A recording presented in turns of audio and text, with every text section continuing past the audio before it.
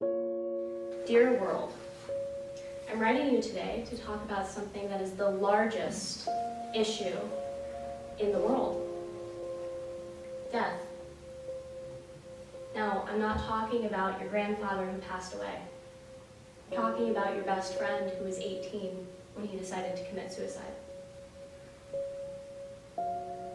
The largest issue in the world today is youth suicide. World, let's look at these statistics. Today, the second leading cause of death among ages 10 to 24 in the US and now in Canada is suicide. The first leading cause of death between ages 10 and 24 in the UK, the first, is suicide. Australia has just hit an all-time high in 10 years, making suicide the first leading cause of death among ages 10 and 24. You see, world, your friend is not supposed to die at 18. Your friend is supposed to live a life, become a grandfather, and then pass with all of his friends and family. Our youth today, between those ages of 10 and 24, is dying 50 to 80 years too early. What's the solution? Organization after organization, programs, political leaders, softwares, anything that you could name have already been put out there to be a solution. And in many ways, they're helping hundreds of thousands of people around the world. But people are still dying. The statistics are getting worse. Less than 10 years ago, suicide in America was the fourth at one point, leading cause of death, and now it's the second. Things are getting worse.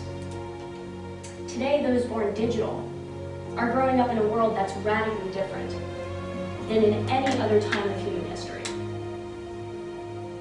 Today is a different type of day, and today is a different type of world. Today, many people would say that 20 years ago, this is the future. This is what they imagined would be the future. And while we have great technologies and we have devices, these aren't just devices. These are tools. We have tools at our fingertips.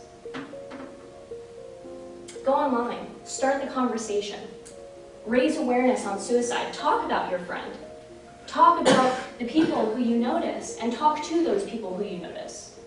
Don't be afraid to take the initiative, but most importantly, don't just start the conversation on suicide. Continue the conversation. Continue the conversation in every aspect of tool that we have right at our fingertips. So what is something that is going to change the world? What is something that we actually can only empower and strengthen? And what is a tool that no matter what age you live in, will never, ever cease to exist? Our voice. We can continue the conversation. So today, world, I'm asking you, what are you going to do? Are you going to listen to people talk? Or are you going to be the one talking?